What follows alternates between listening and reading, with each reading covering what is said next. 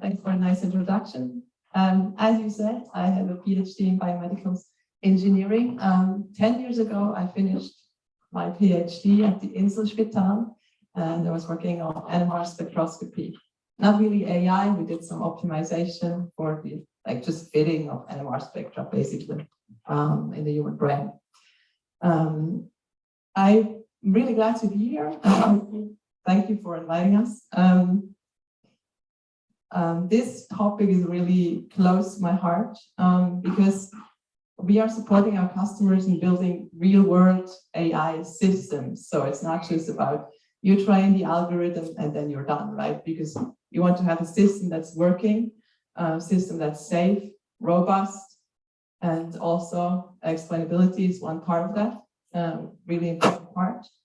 I'm not sure what's happening with the noise. And also for me, building a whole AI system is really interesting, all the aspects of it. So you probably might have heard, like, okay, 90% of the time is data engineering, 10% of your time is model building. But for me, it's like the whole thing all around it is more like 80% of your work, building a trustworthy AI system. So everything I'm going to present to you today is not my work. I'm standing on the shoulder of giants. We have 6,000 people working for MathWorks. We have developers, we have product owners, we have marketing people, and so many very smart people working at the company. And I'm just going to present some of the work that has been done. I have two actual giants standing here, brought here with me. So Rez was already introduced. He's also supporting our customers. I'm supporting our customers from the commercial area, and Rez is supporting our customers in academia. And then we have Mohammed here with me. And yeah, you might have heard him in previous talks at the University of Bern or at ETH Zurich. He's quite a famous face, and also be in the panel afterwards. Should I just wait until this is solved? We're actually not sure. Yeah, we're sorry for the inconvenience. Could we use the other one?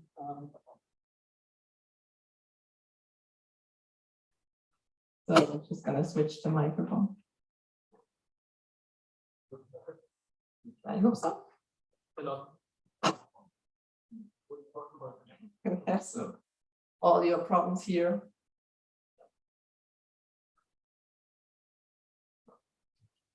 It's not really changing. Not the matter what I do. So. Still a problem. I don't know. I can try to just go on. A minute or two. Yeah, and then we'll see what's happening. Do I need to hold or something? Because I'm. Yeah, if you want, you can put it around your neck and your hands. Oh, okay, that's better. Okay. So, where am I? Just started. So, the goal of the talk is, we're not going to present any research, but just like, how can I apply this? And so if you're working at the University of Bern, you have a campus-wide license for MATLAB and similarly, so you can use all these tools. I'm going to present some examples. Also in the end, you'll get the QR code for them, so you can go there directly and run these examples to see how this works with MATLAB. And, so the first example is brain MRI age classification using deep learning example. So this was on MRI, so very close to my heart. And it was about extracting 2D axial slices of brains and do brain classification. Well, the application for that is not really you're measuring a brain and you want to tell how old is the person, but maybe you want to understand what are the difference between brains of different ages. But the example is really on the classification of these pictures. And so we have 3 different classes, like from age 3 to 5. age 7 to 12, and then adults. So there are quite some differences in the images of the brains between these three classes, but in adults, it's maybe hard to tell, is it a 40-year-old or 50-year-old? So they're all in the same class. And it was done on retraining ResNet 18 model. And I'm just going to show you the poster that the Res was once presenting at the conference for that. Because it's a really nice poster and he did all the work, so I'm going to use that just to get an overview of what is going on. So here we have some of these MRI scans.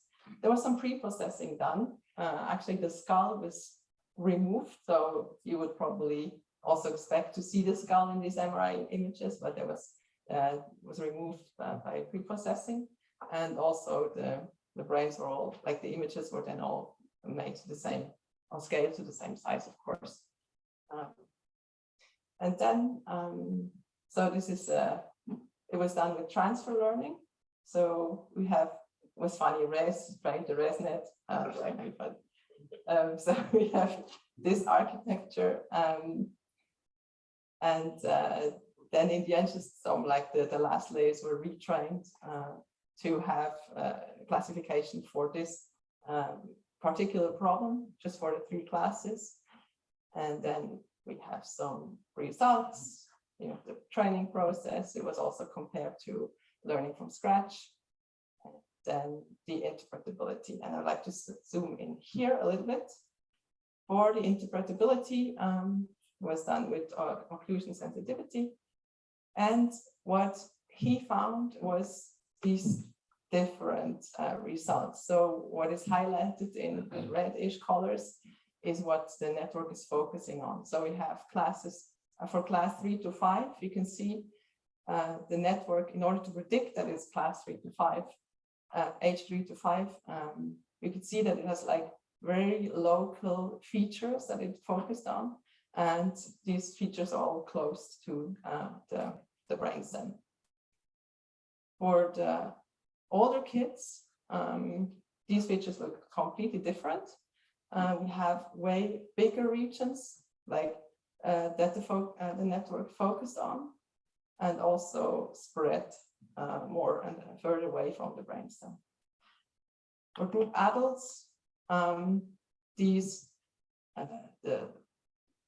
regions are also not as big as for the older kids, but also not close to the brainstem. So let's see how we would do that with MATLAB. So, and as I said, you can later on do the same thing, just download the code and work on it. So when I started working at MathWorks like 1.5 years ago, I had not worked with MATLAB for 10 years. So I was happy to see that it looks now quite different than it used to. And that they also have some of these so-called live scripts. You might, yeah, so here you can combine actually some images and text, formatted text with your code. So this is really nice for demos also. So I use that all the time. So I'm not going to go into all of it, but just for you to get some idea of how this looks like. Of course, yeah, we need to open the data. We have the array data, some statistics with the data. Also here we can see the images with the skull. And then we apply skull splitting and some augmentation. Of course, you will always do that. And then, so of course, you need to divide into training, test, and validation data sets. And here this is funny. So loading the pre-trained ResNet 18. And then you can just maybe let's run it on this image. Let's see what's coming out. So this one, the ResNet says this is a chambered nautilus. So brains are chambered nautilus for the ResNet. And then, of course, you need to do transfer learning. So you just retrain the final layers and then some augmentation, and then the actual training is done here. This is a really nice normal training progress picture. Maybe you have done some other training where you have some very crazy training progress pictures, but this looks very nice. It goes into the right direction and ends up at close to 100% for the training data and around 90 for the validation data. And then some statistics and for the evaluation of the train network.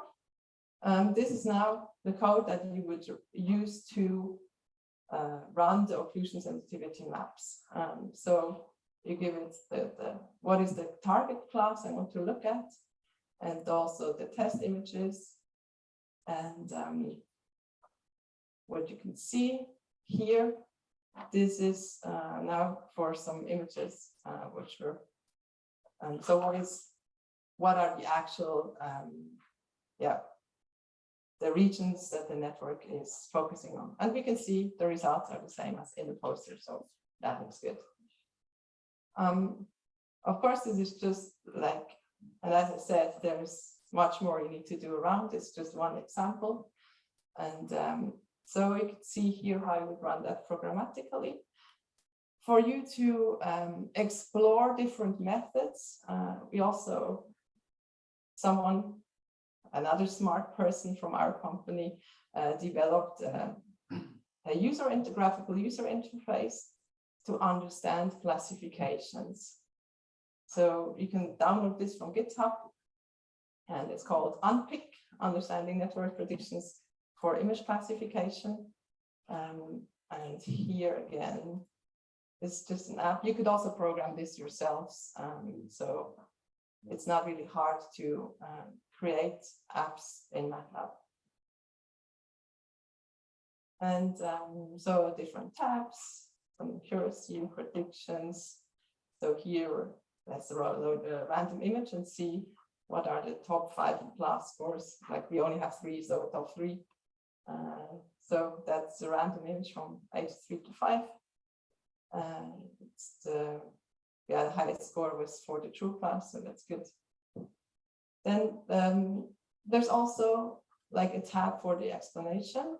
So we have occlusion sensitivity, GradCam, and gradient attribution here added to this user interface. And let's see whether we get the same results as Reyes did in his paper and poster. So let's load a random image from class 3 to 5. Display the occlusion sensitivity. Now this takes a moment. And here you also just say which is the target class and then some parameters. So if you can play around to get the feeling for all the methods, parameters that you need. So again, localized region close to the brainstem.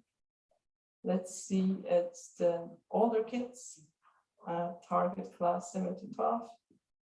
How would it look like?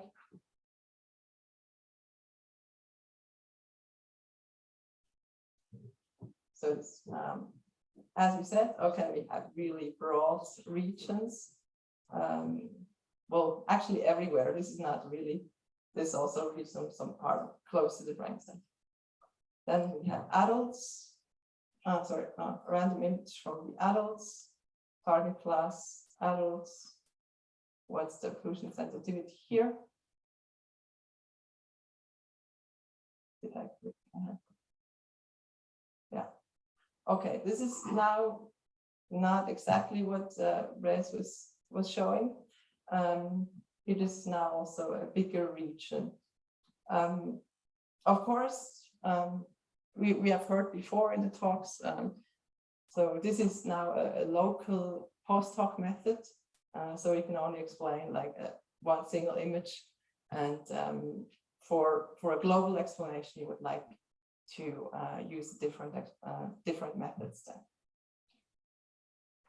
Okay. So that's what you've seen. Brain MRI image age classification using deep learning with ResNet, retrained or transfer learning on ResNet. And you've seen the explainability app for classification. Depending on what data you're working on, you might use different methods. You've seen that before as well, and we also offer many of these methods are integrated in our tools. You would also find another medical imaging example, cardiac left ventricle segmentation for MRI images using the UNet network. So this one was trained from scratch, a UNet network. And then for segmentation, so before we had classification, I think segmentation is a much more interesting topic than classification. And you could also apply these methods on there as well. So here you can see the gradient weighted activation map for this segmentation of the left ventricle. So I was talking about building robust AI systems, and you can see these are different parts you need to do in order to build a system. So first, I said a long time you will stand on data access, pre-processing. You could also simulate data. We have Simulink, and then you spend some time on the labeling. Then AI modeling, model design and tuning. You might also use want to use GPUs or different GPUs, multiple GPUs to accelerate the training. And you might want to also exchange models across frameworks. So you will see that later. You can also import TensorFlow models into MATLAB, for instance. Deployment part, this is something I like to talk about a lot. So you can deploy your AI models also, for instance, on embedded devices or full enterprise systems, also edge, cloud, and desktop. So if you have any questions about that, I'm here for the whole day. And so we have built some tools that are targeted for medical imaging for this whole AI workflow. So that will help you. We have support functions to read DICOM data, any kind of medical data, and also tools that will help you with the labeling, so semi-automated labeling, like make your life easier if you use that. And yeah, also for the whole workflow to build an AI system for medical imaging. As you've seen, there are some pre-built models that you can load. We've seen the ResNet, but also we have many other image classification models that are pre-trained that you can just download and then do transfer learning with, or any other algorithms. Also classical machine learning, of course, is incorporated. And you might want to look at the reference examples, some of which I've shown you now for medical imaging, but also, of course, we have for many other topics, we have reference examples. So what you've seen before, the live script, that was all coded. We also have some apps that will help you to work with your data. So for instance, if you need to design a network from scratch, you can use a user interface for that, drag and drop some layers, connect them, check how well, is there any error in there? But also from here, you can load these pre-trained models. Then for the training itself, for hyperparameter tuning and deciding which architecture is the best, we also have some user interfaces that will support you doing that. Anything that's in the user interface, you can generate code for that afterwards. So if you prefer them to work on the code, you can do that. About interoperability. So you can interoperate with different other frameworks. That might be the case for some of our customers, they like, oh, we hired a student from a university, he wants to use PyTorch, and yeah, you can use PyTorch, you can train the net there, but also then incorporate it into MATLAB. So we have direct conversion for TensorFlow and PyTorch, but for other frameworks, you can go via ONX. So to build robust systems, you might want to verify your network. So we have, this is quite new in the tool now, the verification library that will help you verify, like, how does it work if I perturb my data set. So you have some functions that will support you in this. So let's add some random noise to it and see how does the network react to that. And hopefully it's robust against some perturbations that you would say, yeah, between these, from here to here, this should be safe. This was already mentioned in the previous talk, so I'm very happy out of distribution detection. So when, let's say, you deployed your AI algorithm in a system, and now you have some customers using it, but you don't, when you build the system, you didn't know what kind of data they will use it on. You will try your best, of course, to come up with a really diverse data set that you train on, but you might still not have covered some of these data sets. So when you deploy the algorithm, you can also monitor the algorithm. So you could then implement out of distribution detection. So when someone uses your system with an image that's not well represented in your training data, that you could do an automatic alert or give them the feedback, hey, this is out of distribution, don't trust this answer. Or you could then even use it to retrain your system. So we also have other functions that are for drift detection that you could also deploy. So detecting data drift, and then you could even build a full system that then automatically alerts you, okay, you have to retrain, you deploy your model, you have maybe a CI/CD pipeline to then upload the retrained model all automatically. I already talked about this, so deployment, you can deploy to CPUs, GPUs, FPGAs. For embedded coding, ask Mohammed, he knows a lot about this. In his previous life, he worked on that. My region is more like the IT integration. So you could build a web service that would host your algorithm with the REST API endpoint. And then, yeah, this service then would also connect to databases. It also works with streaming data, so you can combine with Kafka, whatnot. So you can do anything here. And yeah, talk to me if you're interested in this part. And of course, here that was my example from before, drift detection or out of distribution detection. You can incorporate this in a system like that. So that brings me to the key takeaways. I showed you some user interfaces and from programmatical tools that you can use to develop safe, robust AI algorithms. We offer interoperability options with Python and deep learning Python-based frameworks like TensorFlow, PyTorch, or anything that you can exchange via ONNX. And of course, the deployment part, so many different options for you to deploy your algorithms and build full AI systems.